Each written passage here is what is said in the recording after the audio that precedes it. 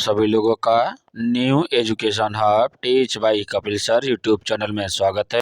आज हम लोग पढ़ेंगे क्लास 12th के केमिस्ट्री, जिसमें हम लोग इसके पहले पार्ट में पढ़ चुके हैं, जिसमें हम लोग पढ़े थे जैव अणु। क्या? जैव अणु। जैव अणु में पार्ट 1 में हम लोग इससे संबंधित जितने भी इम्पोर्टेंट फैक्ट थे, जिसमें कार्बोहाइड्रेट, प्रोटीन, वसा, विटामिन के बारे में पढ़ना है। तो कार्बोहाइड्रेट से संबंधित जितने भी इम्पोर्टेंट फैक्ट थे सभी को इसके पार्ट 1 में कवर किया गया है। तो आज हम लोग सेकेंड पार्ट पढ़ेंगे, जिसमें हम लोग पढ़ेंगे प्रोटीन। प्रोटीन से संबंधित जितने भी इंपॉर्टेंट फैक्ट है जो आपके एग्जाम के पॉइंट ऑफ व्यू से मोस्ट इंपॉर्टेंट है, सभी पॉइंट को इसमें कवर किया जाएगा। कोई भी पॉइंट इसमें से आपको छोड़ा नहीं जाएगा, और जितना आपके लिए बेनिफिशियल होता है उतना पूरे की पूरे क्लास को हम इसमें आपको प्रोवाइड कर देंगे। तो इस नोट्स को आप पढ़कर अपने परीक्षा की और बेहतर से बेहतर तैयारी कर सकते हैं, और इस नोट्स को पढ़कर आप 95% आप आसानी से ला सकते हैं। बस क्या करना है कि आपको 1 से 2 बार वीडियो को देखना है, प्लस उसमें जो भी जहाँ पर भी आपको कोई भी पॉइंट नहीं समझ में आती है तो उसको 1 से 2 बार, 2 से मतलब 3 बार देख लीजिएगा, और उसके बाद आप एक बार नोट्स कॉपी को उठाकर पढ़ लीजिएगा। आपको कहीं से भी कोई भी क्वेश्चन छूटेगा नहीं। लेकिन अब आप लोग चैप्टर पढ़ने के बाद उसके जो अभ्यास प्रश्न हैं उसको जरूर से जरूर सॉल्व करिएगा, या तो अब आपके पास अनसॉल्व पेपर जो केमिस्ट्री का है उसको आप लोग लाकर उसमें से डेली एक सेट करने की कोशिश करिएगा। और आपके लिए डेली एक वीडियो आपके एग्जाम पॉइंट ऑफ व्यू से ध्यान को रखते हुए सभी के सभी क्लास को दिया जा रहा है। तो आप लोग सभी क्लास को देखिए, अनसॉल्व को पढ़िए, प्लस आपको जो इसके पहले हैंड नोट्स बनाए हैं उसको नोट्स को पढ़िए, आपकी तैयारी और बेहतर से बेहतर हो जाएगी। अब हम लोग चलते हैं आगे कि प्रोटीन। देखिए प्रोटीन क्या होती हैं, तो देखिए कहा जा रहता है कि मनुष्य के शरीर के लिए या जैविक जीवाणुओं के लिए या सजीव प्राणियों के लिए क्या होते, सजीव प्राणियों के लिए कार्बोहाइड्रेट के बाद प्रोटीन उनके लिए क्या होता है, आवश्यक होता है। तो प्रोटीन का उपयोग किस लिए किया जाता है, तो हम लोगों को क्या होता है कि प्रोटीन का इस्तेमाल हमारे शरीर में किस लिए किया जाता है, वृद्धि के लिए किया जाता है। किस लिए किया जाता है, वृद्धि के लिए किया जाता है। तो कहा जाता है कि जो वृद्धि के लिए आवश्यक होता है तो वो प्रोटीन होता है। तो कहा जाता है कि प्रोटीन का हमारे शरीर में क्या कार्य है, तो प्रोटीन के कारण हमारे शरीर की वृद्धि होती है। अब कहा जाता है कि जो छोटे शिशु होते हैं, तो छोटे शिशुओं में अगर आता है कि छोटे बच्चों में किस पोषक तत्वों की आवश्यकता अधिक होती है, कार्बोहाइड्रेट, प्रोटीन, वसा, विटामिन। तो आपका क्या जानना चाहिए आंसर, प्रोटीन आना चाहिए। क्यों? क्योंकि छोटे बच्चों को अधिक से अधिक किसकी आवश्यकता होती है, प्रोटीन की आवश्यकता होती है। उस समय प्रोटीन का अधिक इस्तेमाल कर देने से बच्चों में क्या होता है, उसकी वृद्धि होती है। तो आगे हम लोग देखते हैं कि प्रोटीन क्या है। जीव जगत में पाए जाने वाले, कहा जाता है कि जीव जगत में पाए जाने वाले सर्वाधिक जैव अणु किसके होते हैं, प्रोटीन के होते हैं। अब कहा जाए कि प्रोटीन के मुख्य स्रोत दूध, पनीर, दाल, मूंगफली, मछली और मांस, ये सभी के सभी स्रोत किसके हैं, प्रोटीन के होते हैं। कहा जा रहा है कि यह शरीर के प्रत्येक भाग में उपस्थित होता है। यह कहा जाता है कि शरीर में प्रत्येक भाग में उपस्थित होता है, शरीर के प्रत्येक भाग में उपस्थित होता है। जीवधारियों के बाल, त्वचा, नाखून, हीमोग्लोबिन, मांसपेशियां, एंजाइम, हार्मोन्स, ये सभी के सभी प्रोटीन के बने होते हैं। तो इसलिए कहा जाता है कि किसी भी जीव जगत में पाए जाने वाले जो जीव होते हैं या जैविक अणु हैं उसमें सबसे अधिक मात्रा में प्रोटीन पाया जाता है।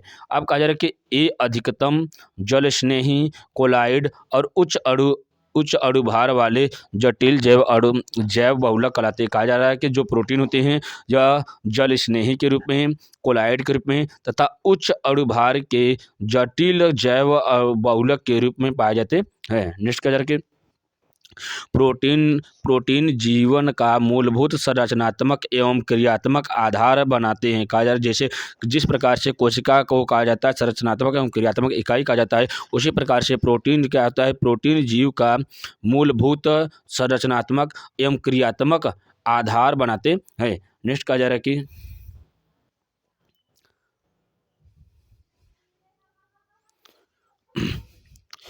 प्रोटीन शरीर में वृद्धि करता है एवं शारीरिक अनुरक्षण के लिए भी अति आवश्यक होता है। कहा जा रहा है कि शरीर में वृद्धि के साथ साथ शरीर में होने वाली क्या कहता है अनुरक्षण की क्रिया करता है। अनुरक्षण की क्रिया या तो कहा जाता है कि शरीर में होने वाली उपापचयी क्रियाओं को संतुलित करने का कार्य कौन करता है, ये प्रोटीन करता है। नेक्स्ट कहा जा रहा है कि सभी प्रकार की प्रोटीन अल्फा एमिनो अम्ल के बहुलक होते हैं। कहा जा रहा है कि जो प्रोटीन होती है, प्रोटीन का पाचन किस में किया जाता है, एमिनो अम्ल में किया जाता है, तो इसलिए कहा जाता है कि अल्फा एमिनो अम्ल के बहुलक कहे जाते हैं। कहा जा रहा है कि प्रोटीन संगठन कहा जाता है कि प्रोटीन के संगठन क्या होते हैं, सभी प्रोटीन नाइट्रोजन युक्त जटिल कार्बनिक यौगिक होता है। कहा जा रहा है कि जो प्रोटीन होता है वो एक नाइट्रोजन युक्त या कहा जाता है कि नाइट्रोजन युक्त एक जटिल कार्बनिक पदार्थ होता है। कहा जा रहा है कि देखिए इसमें कार्बन है, मतलब कार्बन के साथ साथ कार्बन, हाइड्रोजन, ऑक्सीजन के साथ साथ इसमें नाइट्रोजन युक्त क्षारीय पदार्थ पाए जाते हैं। इसीलिए कहा जाता है कि ये सभी नाइट्रोजन युक्त जटिल कार्बनिक पदार्थ होते हैं। नेक्स्ट कहा जा रहा है कि नाइट्रोजन के अतिरिक्त, कहा जा रहा है नाइट्रोजन के अतिरिक्त क्या कार्बन, हाइड्रोजन, सल्फर, ऑक्सीजन तत्व भी उपस्थित होते हैं। कहा जा रहा है कि जो प्रोटीन संगठन होते हैं उसमें नाइट्रोजन के साथ साथ में कार्बन, हाइड्रोजन, सल्फर व ऑक्सीजन के तत्व भी उपस्थित होते हैं या पाए जाते हैं। नेक्स्ट कहा जा रहा है कि जो प्रोटीन होता है, प्रोटीन का पाचन किस में किया जाता है, पेप्टाइड में किया जाता है, और पेप्टाइड का पाचन किस में किया जाता है, एमिनो अम्ल में किया जाता है। अब कहा जाता है कि जिस प्रकार से देखिए कहा जा रहा है कि मानव जो शरीर होता है, जीवधारियों का शरीर होता है वो डायरेक्ट प्रोटीन का पाचन नहीं कर पाते हैं, तो प्रोटीन के पाचन नहीं कर पाते, तो प्रोटीन का इस्तेमाल वो लोग किस में करते हैं, प्रोटीन का पाचन सबसे पहले किस में किया जाता है, पेप्टाइड में किया जाता है, और पेप्टाइड का पाचन किस में किया जाता है, एमिनो अम्ल में किया जाता है। और एमिनो अम्ल का पाचन आसानी से हमारी शरीर क्या करती है, कर लेती है। इसीलिए कहा जाता है प्रोटीन का पाचन किस में किया जाता है, एमिनो अम्ल, या प्रोटीन की छोटी इकाई क्या होती है, एमिनो अम्ल होती है। अब देखिए कहा जा रहा है कि प्रोटीन का पाचन जब पेप्टाइड में किया जाता है, इसमें कहा जाता है कि आंशिक मतलब बहुत ही कम मात्रा में इसका जल अपघटन होता है। कहा जाता है कि जब प्रोटीन का पाचन पेप्टाइड में किया जाता है तो उसका कुछ ही मात्रा में जल अपघटन होता है, और पेप्टाइड के बाद एमिनो अम्ल में आता है, तो एमिनो अम्ल में कहा जाता है कि इसका पूर्ण जल अपघटन होकर जैसे कहा जाता है कि प्रोटीन में जब कम मात्रा में उसका जल अपघटन होता है तो पेप्टाइड होता है। पेप्टाइड का जब पूर्ण रूप से जल अपघटन की क्रिया हो जाती है तो क्या बनता है, एमिनो अम्ल बनता है। इस प्रकार से प्रोटीन का पाचन किस में किया जाता है, प्रोटीन का पाचन पेप्टाइड में, अब पेप्टाइड का पाचन एमिनो अम्ल में किया जाता है। आता है कि किस रूप में प्रोटीन में आंशिक जल अपघटन करने के बाद कौन सी प्रक्रिया बनती है, तो पेप्टाइड हो जाएगा। जब पूर्ण रूप से जल अपघटन की क्रिया हो जाती है तो वही क्रिया क्या कहलाती है, एमिनो अम्ल कहलाती है। नेक्स्ट कहा जा रहा है कि प्रोटीन का वर्गीकरण। देखिए क्या है, प्रोटीन का वर्गीकरण के ऊपर हम लोग देखते हैं तो आणविक आधार पर प्रोटीन के दो भागों में बांटा जाता है। कहा जाता है कि आणविक अतः उसके अणुओं के आधार के पर देखा जाता है तो प्रोटीन को दो भागों में बांटा गया है। नंबर एक है रेशेदार प्रोटीन, दूसरा कहा जा रहा है कि गोलिकाकार प्रोटीन होती है। अब देखिए रेशेदार प्रोटीन और गोलिकाकार प्रोटीन क्या होती है, इसके ऊपर हम लोग देखते हैं। क्लास अच्छी लग रही तो चैनल को शेयर करिए आप लोग। देखिए कहा जा रहा है कि रेशेदार प्रोटीन का इसमें पॉलीपेप्टाइड, कहा जाता है कि इसमें पॉलीपेप्टाइड श्रृंखलाएं समांतर होती है। कहा जाता है कि इसमें जो पॉलीपेप्टाइड श्रृंखलाएं होती है एक दूसरे के समानांतर होती है, तथा हाइड्रोजन एवं डाइसल्फाइड, कहा जाता है कि हाइड्रोजन के साथ साथ एक डाइसल्फाइड आबंधों द्वारा संयुक्त होकर रेशे जैसी संरचना बनाती है। कहा जा रहा है कि जो रेशेदार प्रोटीन होती है यह पॉलीपेप्टाइड श्रृंखला के समानांतर होती है तथा ये हाइड्रोजन तथा डाइसल्फाइड आबंधों द्वारा संयुक्त होकर रेशे जैसी संरचना का निर्माण करती है। नेक्स्ट कहा जा रहा है कि ये जल में अविलेय होते। कहा जा रहा है कि जो रेशेदार प्रोटीन होती है यह जल में कैसे होती है, यह जल में अविलेय होती है। जैसे कहा जा रहा है कि इसके एग्जांपल की बात किया जा रहा है तो कीरेटिन कहाँ पर पाया जाता है, देखिए ये बाल एवं कहा जाता है कि देखिए बाल में पाया जाने वाला कौन सा प्रोटीन पाया जाता है, एक कीरेटिन पाया जाता है। या तो कहा जाता है मायोसिन किस में पाया जाता है, मांसपेशियों में पाया जाने वाला प्रोटीन कौन सा होता है, मायोसिन होता है। तो कहा जा रहा है कि रेशेदार प्रोटीन की बात किया जाता है तो इसमें कीरेटिन होता है जो बालों में पाया जाता है, बाल तथा ऊन में पाया जाता है। अब कहा जाता है कि नेक्स्ट देखिए बाल और ऊन की, देखिए जानवरों में बाल बाल होता है, लेकिन जो ऊनी ऐसे जानवर जो क्या कहते हैं बाल का उपयोग किसमें ऊन में करते हैं, तो इसलिए कहा जाता है ऊनी जानवरों में क्या पाया जाता है केराटिन पाया जाता है, इसलिए बाल और ऊन दोनों में केराटिन पाया जाता है। नेक्स्ट कहा जा रहा है कि मायोसिन मायोसिन क्या जाता है मांसपेशियों में पाया जाने वाला प्रोटीन मायोसिन होता है। एक कीरेटिन और मायोसिन दोनों रेशेदार प्रोटीन होते हैं। नेक्स्ट कहा जा रहा है कि अब देखिए जो रेशेदार प्रोटीन होते हैं ये कहा जा रहा है कि ये जल में अविलेय होते हैं, इसलिए कहा जाता है कि जो बाल और ऊन होते हैं ये दोनों क्या होते हैं जल में अविलेय होते हैं। नेक्स्ट कहा जा रहा है कि गोलिकाकार प्रोटीन क्या होती है। गोलिकाकार इसमें पॉलीपेप्टाइड की श्रृंखला कुंडली बनाकर गोलाकृत बना प्राप्त क्या है गोलाकृत प्राप्त कर लेती है, या गोल जैसे कहा जाता है कि इसमें जो पॉलीपेप्टाइड की श्रृंखलाएं होती है ये आपस में कुंडलित होकर एक गोल जैसी संरचना का निर्माण कर लेती है, इसी को कहा जाता है गोलिकाकार प्रोटीन। आगे देखा जा रहा है कि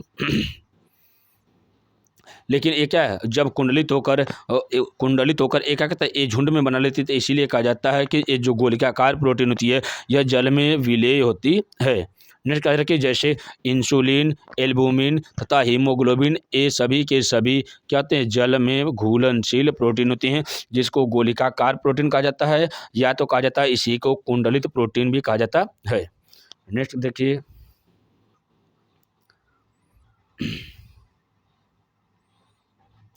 प्रोटीन के जल अपघटन कहा जा रहा है कि प्रोटीन की जो जल अपघटन करने की क्रियाएं होती है, तो कहा जा रहा है कि प्रोटीन के जल अपघटन के आधार पर निम्न भागों में बांटा गया है। कहा जा रहा है कि प्रोटीन को जल अपघटन के आधार पर निम्न वर्गों में बांटा गया। नंबर 1 साधारण प्रोटीन तथा संयुक्त प्रोटीन। देखा जा रहा है कि साधारण प्रोटीन क्या होते हैं वे प्रोटीन जल अपघटन पर केवल एमिनो अम्ल देते। कहा जा रहा है कि जो साधारण प्रोटीन होती हैं तो प्रोटीन का पाचन किसमें डायरेक्ट किसमें किया करते एमिनो अम्ल में कर देते थे, इसलिए कहा जाता है कि ए प्रोटीन जल अपघटन पर केवल एमिनो अम्ल देता है। जैसे एल्बुमिन और ग्लोब्यूलिन ये दोनों साधारण प्रोटीन कहलाते हैं। इसमें की पहचान क्या होती है ए प्रोटीन जल अपघटन करके किसमें बदल जाते हैं एमिनो अम्ल देते हैं। नेक्स्ट कहा जा रहा है कि संयुक्त प्रोटीन क्या होती है। इसमें प्रोटीन भाग के साथ साथ कहा जाता है कि इनमें प्रोटीन भाग के साथ साथ अप्रोटीन भाग भी जुड़ा रहता है। कहा जा रहा है कि प्रोटीन के साथ साथ अप्रोटीन भाग भी जुड़ा रहता है, जिसके पर देखिए कहा जा रहा है कि जिसके प्रोस्टेथिस समूह का जिसको क्या कहा जाता है प्रोस्टेथिस समूह भी कहा जाता है। जो संयुक्त प्रोटीन 3 प्रकार की होती है। कहा जा रहा था कि संयुक्त प्रोटीन क्या होती है 3 प्रकार की होती है। नंबर 1 क्या है देखिए यहाँ पे न्यूक्लियोप्रोटीन ग्लाइकोप्रोटीन तथा क्रोमोप्रोटीन होती है। देखिए ये सभी के सभी क्या है ग्लाइकोप्रोटीन न्यूक्लियोप्रोटीन तथा क्रोमोप्रोटीन होती है। अब हम लोग देखते हैं कि न्यूक्लियर प्रोटीन क्या होती है।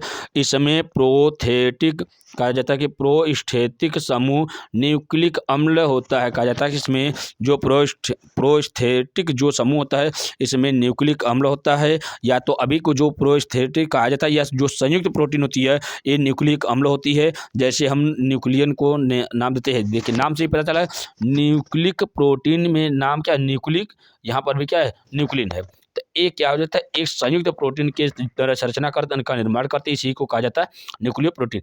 नेक्स्ट कहा जा रहा है कि ग्लाइकोप्रोटीन। देखिए कहा जा रहा है कि ग्लाइकोप्रोटीन देखिए नाम क्या इसमें संयुक्त प्रोटीन समूह बनाकर कार्बोहाइड्रेट होते हैं। कहा जाता है कि इसमें जो संयुक्त होते हैं ये संयुक्त होकर किसका निर्माण करते हैं कार्बोहाइड्रेट का निर्माण करते हैं। कार्बोहाइड्रेट का पाचन किसमें ग्लाइकोजन में किया जाता है। तो अब वहाँ से याद करिए कि ग्लाइकोप्रोटीन कार्बोहाइड्रेट से संबंधित है, तो कहा जाए कि ग्लाइकोप्रोटीन को शब्द हटा दीजिए तो क्या बनेगा ग्लाइकोजन। ग्लाइकोजन क्या का पाचन किस में किया जाता है कार्बोहाइड्रेट में, तो इसलिए यहाँ पर आ जाएगा कि जो ग्लाइकोप्रोटीन होती है ये कार्बोहाइड्रेट के समूह के कहा जाता है, जिसको माइसिन कहा जाता है। तो सिंपल सा का जो ग्लाइकोप्रोटीन होता है या कार्बोहाइड्रेट के समूह से मिलकर एक प्रोटीन का निर्माण करता है, जिसको माइसिन प्रोटीन कहा जाता है। ये एक ग्लाइकोप्रोटीन समूह का संरचना का निर्माण करता है। नेक्स्ट कहा जा रहा है कि क्रोमोप्रोटीन। क्या क्रोमोप्रोटीन इसमें प्रोस्थेटिक समूह कुछ वर्णक होते। कहा जाता है कि कुछ वर्णक ऐसे होते हैं जो किसमें प्रोस्थेटिक समूह का कुछ वर्णक होते हैं, जिसको हीमोग्लोबिन तथा क्लोरोफिल ये दोनों के दोनों क्रोमोप्रोटीन कहलाते हैं। देखिए क्या है आप लोग यहाँ से अच्छे से इसको समझिए। देखिए कि क्या है nuclear protein nucleic, glycoprotein mucin, chromoprotein, haemoglobin तथा क्लोरोफिल, ये दोनों के दोनों क्रोमोप्रोटीन कहलाते हैं। तो ग्लाइकोप्रोटीन, माइसिन, न्यूक्लियोप्रोटीन, न्यूक्लिन, ये सभी के सभी फैक्ट जो है आपके एग्जाम पॉइंट ऑफ व्यू से मोस्ट इंपॉर्टेंट है। आगे देखिए क्या एमिनो अम्ल की संरचना, देखिए ये आपके लिए बहुत ही बेनिफिशियल कहा जा रहा है कि देखिए अमीनो अम्ल क्या है, या अमीनो अम्ल के ऊपर टिप्पणी करने के लिए आता है। तो आप लोग साधारण तरीके से इस नोट्स को देखकर आप समझकर इससे संबंधित जितने भी क्वेश्चन बनते हैं इसको आप आसानी से लिख सकते हैं। देखिए क्या एमिनो अम्ल में एमिनो एमिनो की संरचना कहा जाता है कि ANH2, ये कहते हैं जब किसी कार्बनिक समूह की संरचना से जुड़ा होता है तो इसी को एमीन कहा जाता है। क्या है? NH2 जब किसी कार्बनिक समूह से जुड़ा होता है तो इसे एमीन कहा जाता है। अब कहा जा रहा है देखिए एमीन एमीन तथा इसी को कहा जाता है कार्बोक्सिलिक। कार्बोक्सिलिक समूह की पहचान क्या होती है? जब किसी कार्बनिक समूह के साथ COOH जुड़ा होता है तो इसे कार्बोक्सिलिक समूह कहा जाता है। तो सिंपल से याद करिए, एमीन में NH2 लिखा जाता है और जब क्या होता है कार्बोक्सिलिक अम्ल में देखा जाता है तो COOH होता है। अब कहा जा रहा है कि समूह उपस्थित होते हैं। अब जैसे इसकी बात किया जा रहा है तो यहाँ पर देखिए किसी भी क्रियात्मक समूह से जैसे ही OH से जुड़ा होता है तो एक कार्बोक्सिलिक समूह हो जाते हैं, जहाँ पर NH3 जुड़ा रहता है एक क्या होता है एमीन समूह हो जाते हैं। नेक्स्ट कहा जा रहा है कि प्रोटीन के जल अपघटन से केवल एक कहा जाता है कि केवल एमिनो अम्ल हो ही प्राप्त होता है। कहा जाता है कि प्रोटीन के जल अपघटन से केवल एमिनो अम्ल ही प्राप्त होते हैं। नेक्स्ट कहा जा रहा है कि एमिनो अम्ल में अन्य समूह भी उपस्थित हो सकते हैं। कहा जा रहा है कि जो एमिनो अम्ल होते हैं इसमें अन्य समूह भी उपस्थित हो सकते हैं। नेक्स्ट कहा जा रहा है कि ग्लाइसिन को उसका नाम मीठे स्वाद के कारण दिया जाता है। जो ग्लाइसिन प्रोटीन होती है उसके मीठे स्वाद के आधार पर इसका नाम ग्लाइसिन प्रोटीन रखा गया है। कहा जा रहा है कि अभी इसके ऊपर आपको समझाया कि ग्लाइसिन प्रोटीन देखिए जो मीठा की बात जहाँ पर करेगा वहाँ पर कार्बोहाइड्रेट आ जाएगा, तो जो कार्बोहाइड्रेट समूह मिलकर बनाता है तो इसी को ग्लाइसिन प्रोटीन या तो ग्लाइकोजन मतलब बोला जाएगा तो मीठा है तो कार्बोहाइड्रेट है। नेक्स्ट कहा जा रहा है कि कुछ एमिनो अम्लों की संख्या, कहा जाता है कि कुल एमिनो अम्लों की संख्या कितनी होती है? 20 होती है। कहा जा रहा है कि अभी तक जो ज्ञात प्रोटीन होती हैं प्रोटीनों की संख्या टोटल कितनी होती है? 20 होती है। जो हमारे शरीर में क्या होती है 10 प्रकार के प्रोटीन हमारे शरीर में पाए जाते हैं और 10 प्रकार के प्रोटीन का निर्माण हम क्या कहते हैं बाहरी रूप से क्या कहते हैं हमारे शरीर ग्रहण करती है। नेक्स्ट कहा जा रहा है कि इसमें कार्बोक्सिलिक समूह के साथ यहाँ पर संरचना इसकी बताया गया है। तो यहाँ पर देखिए कि इसमें एमीन के साथ साथ कार्बोक्सिलिक समूह भी जुड़ा हुआ है। तो अब आगे हम लोग देखते हैं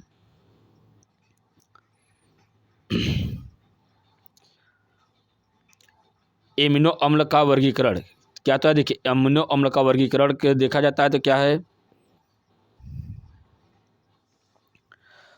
कार्य के आधार पर। कहा जाता है कि एमिनो अम्ल का वर्गीकरण कार्य के आधार पर देखा जाता है। तो सबसे पहले कार्य के आधार पर देखा जाता है तो यह आवश्यक एमिनो अम्ल होता है। कहा जाता है कि कार्य के आधार पर देखा जाता है एक आवश्यक होता है एक अनावश्यक होता है। तो आवश्यकता हेतु जो प्रोटीन होते हैं ऐसे प्रोटीन जो अमीनो अम्ल के बारे में देखा जा रहा है तो कहा जा रहा है कि आवश्यक एमिनो अम्ल कौन से होते हैं। तो इस वर्ग में उन एमिनो अम्ल को रखा गया है जिनकी जीवधारियों की संख्या देखिए कहा जाता है कि जिनमें जीवधारियों को सख्त आवश्यक होता है, इनका शरीर में कमी होने से शारीरिक वृद्धि रुक जाती है और मृत्यु तक हो जाती है। कहा जा रहा है कि ऐसे अमीनो अम्ल जो क्या करता है शरीर के लिए या जीवधारी के शरीर के लिए आवश्यक होता है। अब कहा जाता है कि इसके शरीर में कहा जाता है कि इसकी कमी से शरीर की वृद्धि रुक जाती है और कहा जाता है तत्पश्चात इसकी मृत्यु तक हो सकती है।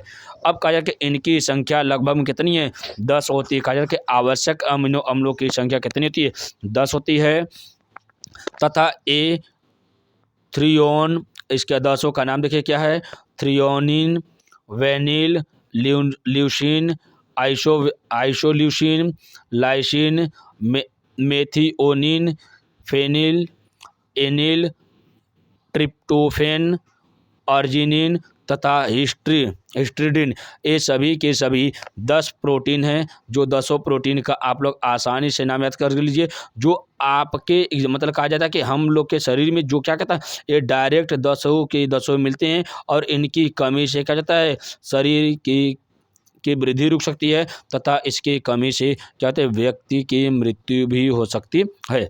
अब कहा जाता है क्यों, क्योंकि शरीर की वृद्धि रुक गई। वृद्धि रुकने का तात्पर्य है वहाँ पर क्या हो जाएगा, जब वृद्धि रुक हो जाती है तो उसके जैसे क्या था, तमाम प्रकार के जो वाहक रोग होते हैं वो उस व्यक्ति के इम्यून सिस्टम पर हावी हो जाते हैं, और धीरे धीरे इम्यून सिस्टम कमज़ोर होने लगता है, जिससे कि कारण व्यक्ति क्या जाता है, रोगग्रस्त होकर उसकी मृत्यु तक हो सकती है। कहा जा रहा है कि इसे संक्षिप्त में, कि देखिए इसको संक्षिप्त में क्या नाम दिया जाता है, यहाँ पर देखिए संक्षिप्त में इसका नामकरण की बात किया जाता है। तो देखिए क्या है, देखिए TVMILLPATH यही नाम रखा गया है। देखिए क्या है, थियोप्रोटीन। देखिए क्या है, थियोप्रोटीन क्या है, थ्रियोनिन। देखिए थ्रियोनिन वो थियोनिन है, फिर वेनिल है, फिर ल्यूसिन है, फिर आइसोल्यूसिन है, मेथिल है, मेथिल के साथ साथ लाइसिन है। लाइसिन के बाद देखा जा रहा है कि देखिए ल्यूसिन और लाइसिन है। फिर पी पर देखिए फेनिल हो गया, ए पर एनिल हो गया, टी पर ट्रिप्टोफैन हो गया, और एच पर ऑर्जिनिन हो गया, और या हिस्टिडाइन हो गया। इस प्रकार से TVMILLPATH के रूप में इसको प्रदर्शित किया जाता है। अब देखिए आगे क्या है, नेक्स्ट कहा जा रहा है कि अनावश्यक प्रोटीन। सिंपल से कहा जा रहा है कि आवश्यकता हेतु 10 प्रोटीन आवश्यक होते हैं जो हमारे शरीर के लिए आवश्यक होते हैं। नेक्स्ट कहा जा रहा है कि अनावश्यक मतलब 10 प्रोटीन ऐसे होती हैं जो अनावश्यक होते हैं। कहा जा रहा है कि इन वर्ग में उन एमिनो अम्ल को रखा गया है जिनके अभाव से कोई भी विपरीत प्रभाव नहीं पड़ता है। इसकी संख्या कितनी होती है, 10 होती है। तो 10 आवश्यक एमिनो के अलावा शेष इस वर्ग में आते हैं। कहा जा रहा है कि 10 आवश्यक से अमीनो अम्ल के बाद जितने भी शेष रहते हैं सभी के सभी अनावश्यक एमिनो अम्ल के अंतर्गत आते हैं। दूसरा कहा जा रहा है कि एक तो हो गया कार्य के आधार पर, दूसरा कहा जा रहा है कि प्रकृति के आधार पर देखा जाता है। तो प्रकृति के आधार पर वर्गीकरण किया जाता है एमिनो अम्ल का। तो प्रकृति के आधार पर अमीनो अम्ल देखा जा रहा है कि नंबर 1 क्या, अम्लीय एमिनो अम्ल, और दूसरा कहा जा रहा है कि क्षारीय अमीनो अम्ल। तो देखा जा रहा है कि अम्लीय एमिनो अम्ल की मात्रा क्या हो जाती है, इसको हम लोग अच्छे से देखते हैं। देखिए कहा जा रहा है कि इसमें एक एमीन समूह और 2 कार्बोक्सिलिक समूह पाए जाते हैं। कहा जा रहा है कि अम्लीय समूह की जहाँ पर बात किया जाएगा वहाँ पर बात एक एमीन समूह मतलब क्या NH3 की मात्रा कितनी है, यहाँ पर 3 क्या 2 है रहेगा ना, ठीक है 2 समूह है। तो यहाँ पर एमीन समूह हो जाएगा, तथा 2 ऐसे होंगे जो कार्बोक्सिलिक समूह होंगे, इसलिए इनकी प्राकृतिक अम्लीय होती है। देखिए कहा जा रहा है कि अम्लीय एमिनो अम्ल क्या होता है, इसको देखिए सिंपल से कहा है कि ऐसा समूह होता है जिसमें एक एमीन समूह और कहा जा रहा है कि 2 कार्बोक्सिलिक समूह मिलकर एक अम्लीय एमिनो अम्ल का निर्माण करता है। इसकी संरचना को देखा जा रहा था, इसके एग्जाम्पल को तो एस्पार्टिक अम्ल या ग्लूटेमिक अम्ल, ये सभी के सभी कौन से होते हैं, अम्लीय एमिनो अम्ल कहलाते हैं। अब इसकी संरचना की बात किया जा रहा है तो देखिए यहाँ पे क्या है, देखिए 2 कार्बोक्सिलिक समूह हो गए और एक इसमें एमीन समूह मिलकर किसका निर्माण करते हैं, अम्लीय एमिनो अम्ल का निर्माण करते हैं। दूसरा कहा जा रहा है कि क्षारीय एमिनो अम्ल क्या होते हैं, इसमें 2 एमीन समूह व 1 कार्बोक्सिलिक समूह पाए जाते हैं। कहा जा रहा है कि इसमें 2 एमीन समूह तथा 1 कार्बोक्सिलिक समूह पाए जाते हैं, इसलिए इनकी प्रकृति कैसी होती है, क्षारीय होती है। उसमें देखिए 1 एमीन समूह था इसलिए एक कैसा था, अम्लीय था, लेकिन इसमें 2 एमीन समूह हो गए इसलिए एक ऐसी प्रकृति इसकी क्षारीय हो गई है। नेक्स्ट कहा जा रहा है कि इसके एग्जाम्पल की बात किया जा रहा है कि एग्जाम्पल कौन कौन से हैं, देखिए कौन कौन सा, लाइसिन, अर्जिनिन, हिस्टिडाइन तथा ट्रिप्टोफैन, ये सभी के सभी क्षारीय एमिनो अम्ल कहलाते हैं। इसमें देखा जा रहा है कि इसके एग्जाम्पल की देखा जा रहा है 2 एमीन समूह तथा 1 कार्बोक्सिलिक समूह मिलकर किसका निर्माण करते हैं, क्षारीय एमिनो अम्ल का निर्माण करते हैं। आगे देखा जा रहा है कि उदासीन एमिनो अम्ल, कहा जाता है कि अम्लीय के बाद क्षारीय और क्षारीय के बाद उदासीन, इसमें कहा जा रहा है कि देखिए दोनों की मात्रा जब क्या रहेगी, बराबर रहेगी, तो उसे कहा जाता है उदासीन एमिनो अम्ल। देखा जा रहा है कि इनमें एक एमीन समूह और एक कार्बोक्सिलिक समूह, एक एमीन समूह तथा एक कार्बोक्सिलिक समूह पाए जाते हैं। इनकी कहा जाता है इनकी प्रकृति कैसे हो जाती है, उदासीन हो जाती है, जैसे ग्लाइसिन, वेलिन तथा एलेनिन, ये सभी के सभी उदासीन अमीनो अम्ल होते हैं। तो इसी प्रकार से देखा जाता है कि 20 प्रकार के जो प्रोटीन होते हैं वो 3 प्रकार के प्रकृति के आधार पर 3 भागों में बांटे गए हैं, अम्लीय एमिनो अम्ल, क्षारीय एमिनो अम्ल तथा उदासीन एमिनो अम्ल के रूप में इसका वर्गीकरण किया गया है। नेक्स्ट कहा जा रहा है कि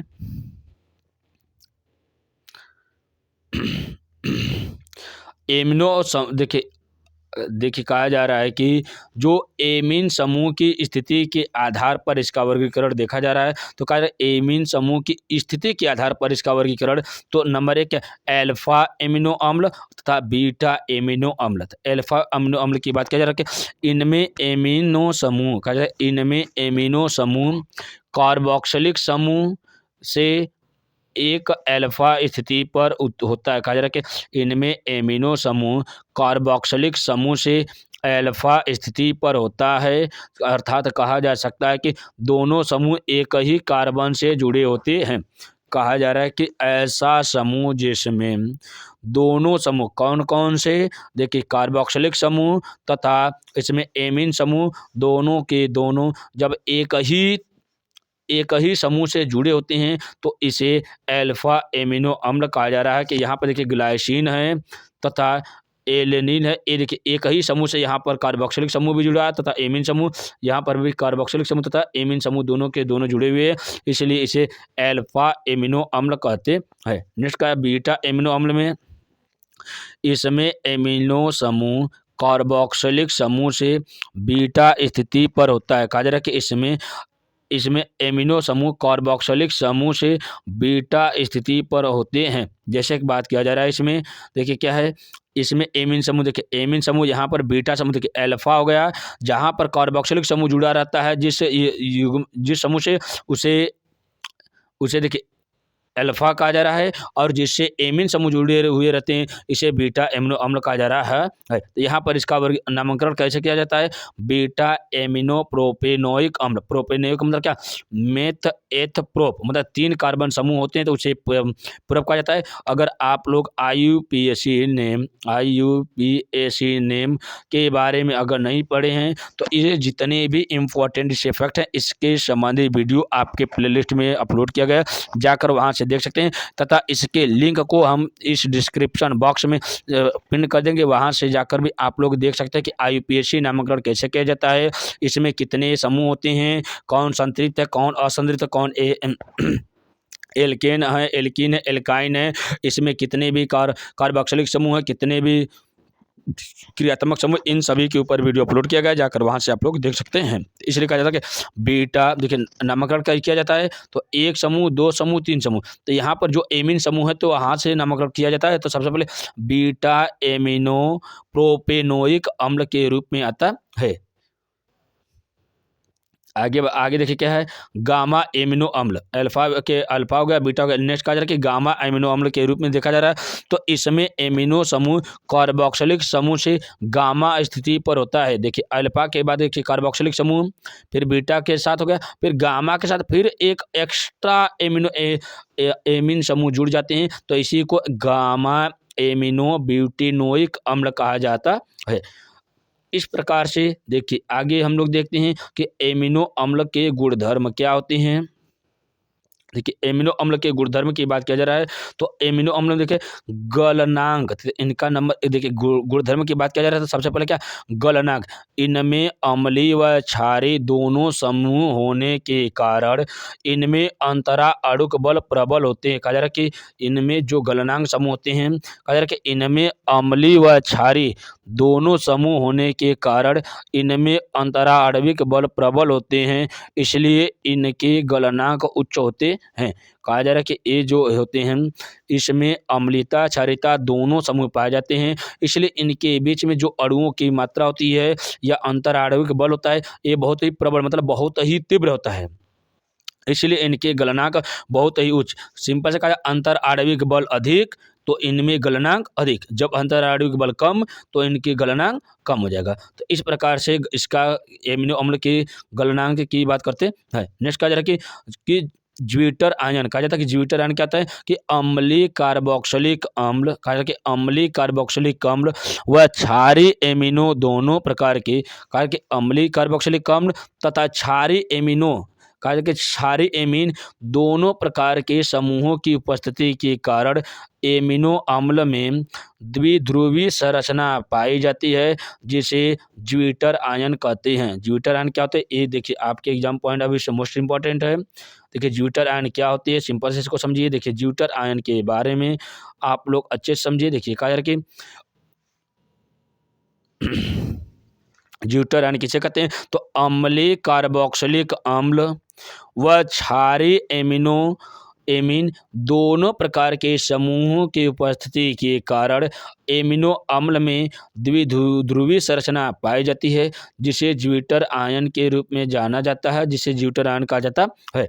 नेक्स्ट करके विलेयता क्या होती है, ये रंगहीन व क्रिस्टलीय ठोस है, ये जल अम्ल और क्षारों में विलेय होते हैं परंतु कार्बनिक विलायकों में अल्प विलेय होते हैं। कहा जा रहा है कि जो इसकी विलेयता क्या होती है ये रंगहीन व क्रिस्टलीय ठोस होते हैं परंतु ये जल अम्ल और क्षारों में विलेय होते हैं। कहा जा रहा है कि देखिए ये क्या होता है रंगहीन व कहा जाता है कि एक क्रिस्टलीय ठोस होते हैं, फिर भी ये जल जल अम्ल और क्षार दोनों में क्या होते हैं तीनों में ये विलेय होते हैं परंतु कार्बन, कहा जाता है कि कार्बनिक विलेयता में अल्प विलेय होते हैं। कहा जाता है कि ऐसे समूह जिसमें कार्बन की मात्रा अधिक होती है उस विलेय में ये क्या होता है ये बहुत ही कम या कहा जाता है कि अल्प विलेय होते हैं।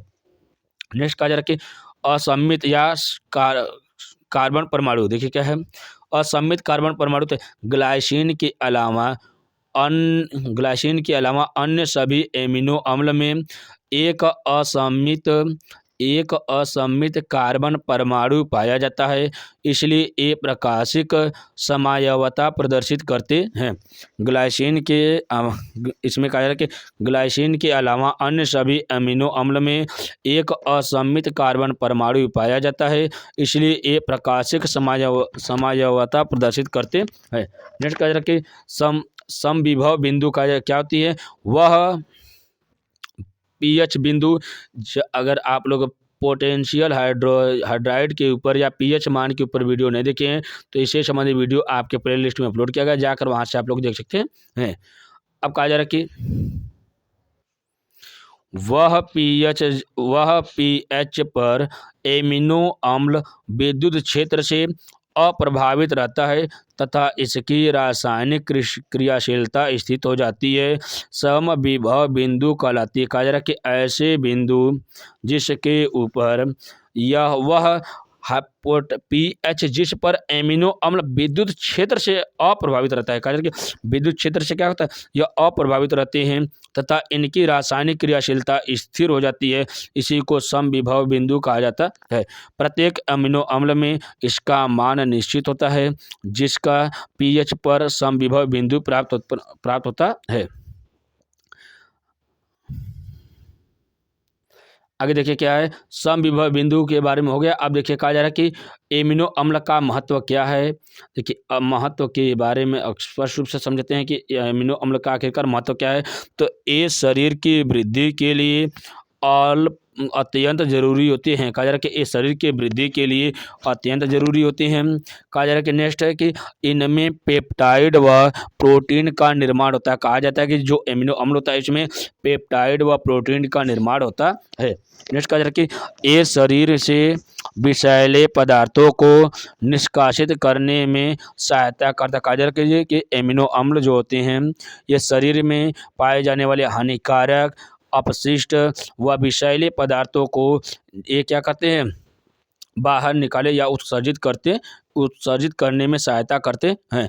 नेक्स्ट कहा जा रहा है कि इनमें हार्मोन का निर्माण होता है। कहा जाता है कि जो एमिनो अम्ल होते हैं इनके द्वारा हार्मोन्स का निर्माण होता है। नेक्स्ट कह रहा है कि पेप्टाइड बंध क्या होते हैं। पेप्टाइड बंध के ऊपर देखिए शॉर्ट नोट्स आता रहता है। देखिए पेप्टाइड बंध क्या है, इसके ऊपर हम लोग देखते हैं। अब देखिए पेप्टाइड बंध को देखिए पेप्टाइड बंध क्या होते हैं, एक अमीनो अम्ल के कार्य के एक अमीनो अम्ल के जिसमें NH2 है समूह और दूसरे एमिनो अम्ल के कार्बोक्सिलिक समूह के मध्य, कहा जा रहा है कि एक अमीनो अम्ल के जिसमें NH2 है समूह और दूसरे एमिनो अम्ल के कार्बोक्सिलिक समूह के मध्य संघनन से जल क्या H2O अणु बाहर निकलता है तथा इनके मध्य जो बंध बनता है उसे पेप्टाइड बंध कहा जाता है। कहा कि इन बंध को किस रूप में, देखिए यहाँ पर CO देखिए कहा जा रहा है कि CO तथा NH के रूप में द्वारा प्रदर्शित करते हैं, जिसमें इसके रूप को इस प्रकार से हम लोग समझ सकते हैं। देखिए इस प्रकार से इसकी संरचना में देखा जाता है तो कहा जा रहा है कि एमिनो अम्ल के समूह में देखा जाता है एमिनो अम्ल तथा कार्बोक्सिलिक अम्ल के बीच में क्या होता है, जैसे इन दोनों के इसमें एमिनो अम्ल और कार्बोक्सिलिक अम्ल के समूहों के बीच में क्या कहते हैं, अभिक्रिया कराया जाता है। तो इसमें जब ये दोनों आपस में मिलकर कौन से कार्बोक्सिलिक अम्ल तथा एमिन समूह आपस में मिलकर क्या कहते हैं, जल को बाहर निकालते हैं। और ये जो दोनों संरचना है जिस बंध के द्वारा कौन कौन से कार्बोक्सिलिक अम्ल तथा जो आपका एमिन समूह होते हैं जिस बंध के द्वारा आपस में जुड़ते हैं, इन्हीं को कहा जाता है पेप्टाइड बंध कहा जाता है। इस प्रकार से इसको स्पष्ट रूप से समझे। अब आगे देखा जा रहा है कि एमिनो अम्ल की संख्या के आधार पर पेप्टाइड को 4 भागों में बांटा गया है। कहा जा रहा है कि एमिनो अम्ल की संख्या के आधार पर पेप्टाइडों को 4 भागों में बांटा गया है। डाईपेप्टाइड, ट्राईपेप्टाइड, टेट्रापेप्टाइड तथा पॉलीपेप्टाइड्स होते हैं। क्या है डाईपेप्टाइड मतलब क्या है, डाई मीन्स क्या होता है 2 होते हैं, ट्राई मीन्स 3 होते हैं, टेट्रा मीन्स 4 होते हैं तथा आप पॉलीपेप्टाइड मतलब क्या, इसमें कोई भी मात्रा नहीं जुड़ी होती है। देखिए कहा जाता है कि डाईपेप्टाइड मतलब 2 एमिनो अम्ल परस्पर जुड़े होते हैं उसे डाईपेप्टाइड कहा जाता है। जब कहा जाता है कि 3 एमिनो अम्ल परस्पर जुड़े होते हैं उसे ट्राईपेप्टाइड कहा जाता है। टेट्रा में देखा जाता है कि जब 4 एमिनो अम्ल जुड़े होते हैं तो उसे टेट्रापेप्टाइड कहा जाता है। जब कहा जाता है कि एमिनो अम्लों की मात्रा क्या जाती है परस्पर क्या जाता है इनमें अनेक एमिनो अम्ल की मात्रा जुड़ी होती है तो इसी को पॉलीपेप्टाइड कहा जाता है। तो कहा जाता है कि पॉलीपेप्टाइड को उसके संख्या के आधार पर वर्गीकरण किया जाता है। तो डाईपेप्टाइड, ट्राईपेप्टाइड, टेट्रापेप्टाइड तथा पॉलीपेप्टाइड्स होते हैं। नेक्स्ट कहा जा रहा है कि प्रोटीन वास्तव में पॉलीपेप्टाइड्स होते हैं। कहा जाता है कि जो प्रोटीन होते हैं ये वास्तव में पॉलीपेप्टाइड्स होते हैं। इनका निर्माण अनेकों एमिनो अम्ल के मध्य संघनन से होता है। कहा जा रहा है कि जो प्रोटीन वास्तव में पॉलीपेप्टाइड्स होते हैं इनका निर्माण अनेकों एमिनो अम्ल के मध्य संघनन से होता है। प्रोटीन जल अपघटित होकर एमिनो अम्ल देती है। कहा जा रहा है कि इसमें जो प्रोटीन होती है ये जल अपघटन करने के बाद किसको बाहर निकले, ये एमिनो अम्ल देती है।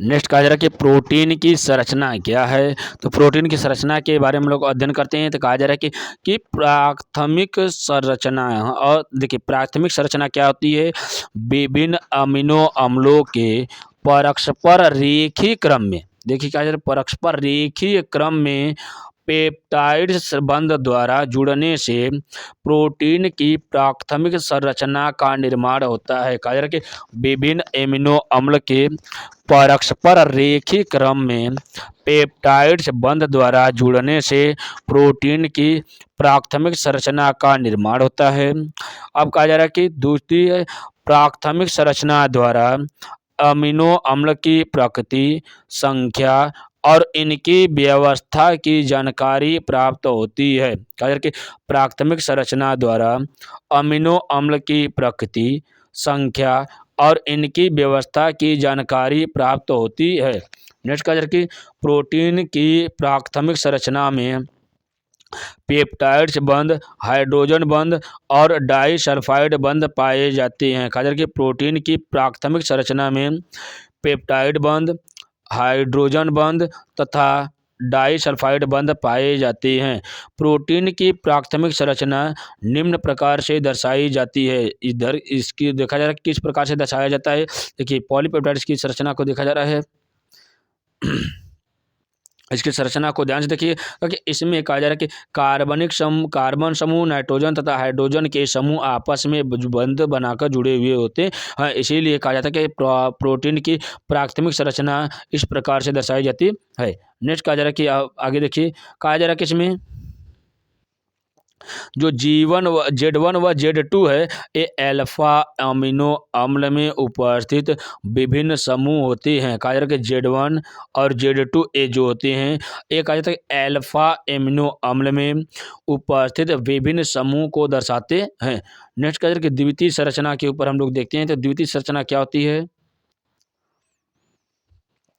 कहा जाता है कि प्रोटीन के विभिन्न संरचना की जानकारी पॉलिंग और कोरे नामक वैज्ञानिक ने दिए। कहा जा रहा है कि जो प्रोटीन होते हैं इसकी द्वितीय संरचना की जानकारी पॉलिंग और कोरे नामक वैज्ञानिक ने दिए थे। कहा जा रहा है कि द्वितीय संरचना प्रोटीन में पॉलीपेप्टाइड श्रृंखला की व्यवस्था के प्रति जानकारी प्राप्त होती है। कहा जा रहा है कि द्वितीय संरचना जो होती है प्रोटीन में या पॉलीपेप्टाइड श्रृंखला की व्यवस्था के प्रति जानकारी प्राप्त होती है तथा कहा जा सकता है कि ये संरचनाएं पेप्टाइड आबंध के कहा जा रहा है कि ये संरचना जो होती है ये पेप्टाइड आबंध के यहाँ पर देखा जा रहा है कि COO देखिए कार्बन के साथ डबल बंध का निर्माण ऑक्सीजन करता तथा यहाँ पर NH के समूह के द्वारा आपस में जुड़े होते हैं। कहा जा रहा है कि आपस में हाइड्रोजन बंध के द्वारा पॉलीपेप्टाइड की मुख्य श्रृंखला के नियमित कुंडलन में उपस्थित होते हैं। नेक्स्ट कहा जा रहा है कि अल्फा हेलिक्स संरचना होती है जो यह प्रोटीन की इस संरचना में पॉलीपेप्टाइड श्रृंखलाएं मुड़े हुए रिबन की भांति सर्पिलाकार होकर हेलिक्स संरचना बनाती है। इसके फलस्वरूप प्रत्येक अमीनो अम्ल अपशिष्ट का नाइट्रोजन समूह इसमें कहा जा रहा है कि एमीन समूह कुंडली के अगले मोड़ पर स्थित कार्बनिक समूह में कहा जाता है कि कार्बनिक समूह में जो के समूह के साथ हाइड्रोजन आबंध बनाता है। ये प्रोटीन लचीले होते हैं तथा खींचे जा सकते हैं तथा छोड़ने पर यह अपनी पूर्व स्थिति में चले जा सकते हैं। इसलिए इस समूह को कहा जाता है हेलिक्स संरचना का निर्माण कहा जाता है। आगे कहा जा रहा है कि यदि पॉलीपेप्टाइड श्रृंखला परत के समान व्यवस्थित होकर ये परतें एक के ऊपर एक व्यवस्थित हो तो उसे बीटा प्लेट संरचना कहते हैं। कहा जाता है बीटा प्लेट संरचना कहते हैं। इस प्रकार की संरचना वाली प्रोटीन मुलायम होती है जैसे रेशम कि जैसे कहा जाता है कि ये जो रेशम होता है एक प्रकार की प्रोटीन होती है जो पॉलीपेप्टाइड श्रृंखला के द्वारा बनी होती है। कहा जाता है कि द्वितीय संरचना में विभिन्न पॉलीपेप्टाइड श्रृंखला के मध्य हाइड्रोजन बंध एमाइड बंध तथा डाइसल्फाइड बंध ये सभी के सभी ये स्थापित हो जाते हैं। इसके आधार पर देखा जाए कि प्रोटीन के अणु की द्वितीयक संरचना का निर्माण यहाँ पर देखा जा रहा है कि किस प्रकार से है। द्वितीय संरचना यहाँ पर देखा जा रहा है कि इस प्रकार से आगे देखा जा रहा है कि निष्क्रिय के द्वितीय संरचना में विभिन्न पॉलीपेप्टाइड श्रृंखला के मध्य हाइड्रोजन बंध एमाइड बंध तथा डाइसल्फाइड बंध ये सभी के सभी स्थापित हो जाते हैं। नेक्स्ट कहा जाए कि प्रोटीन के अणु की द्वितीयक संरचना कहा जाए कि प्रोटीन की अणु की द्वितीय संरचना किस प्रकार से होती है यहाँ पर से आप लोग देख सकते हैं। देखिए ये सभी की सभी संरचना जो होती है ये सभी की संरचना को आप 1 से 2 बार देख लीजिए। ये संरचना ही बहुत ही डिफिकल्ट नहीं होती है। ये आपके बस एक बार समझ लीजिए कि किस प्रकार से संरचना बनती है। ये बेंजीन रिंग के समान इसकी संरचना क्या होती है यहाँ पर बनती हुई दिखाई देती है।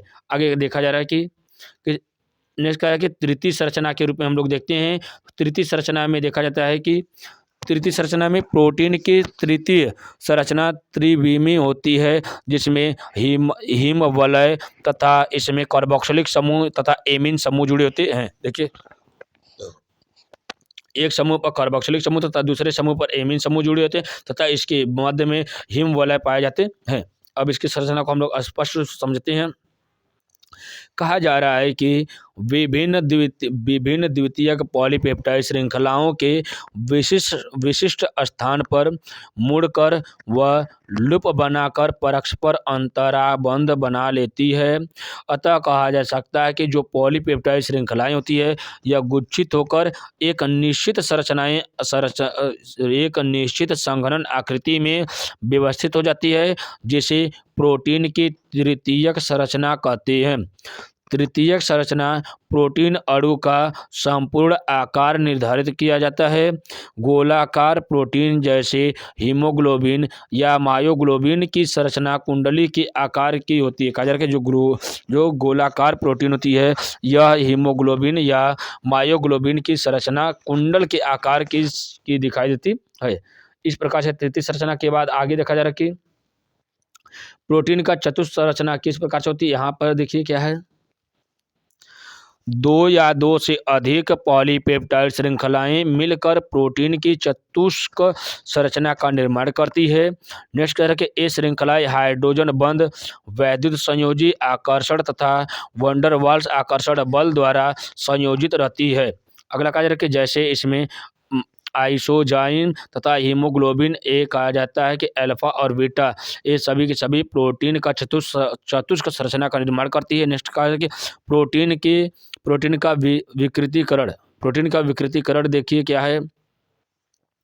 कहा कि प्रोटीन को गर्म करने पर या इनमें अम्ल या क्षार अथवा क्षार भारी धातु लवण मिलाने पर ये नष्ट या विकृत हो जाती है, इसलिए इसे विकृतीकरण कहा जाता है। देखिए विकृतीकरण क्या है, प्रोटीन को गर्म करने पर या इनमें अम्ल या क्षार अथवा भारी धातु लवण मिलाने पर ये नष्ट या विकृत हो जाती है, जिसे विकृतीकरण कहते हैं। विकृतीकरण की प्रकृति को प्रोटीन की द्वितीयक व तृतीयक संरचनाएं नष्ट हो जाती है। कहा जाता है कि जैसे ही विकृतीकरण होता है इसके प्रोटीन की द्वितीयक व तथा तृतीयक संरचनाएं क्या हो जाती है, नष्ट हो जाती है।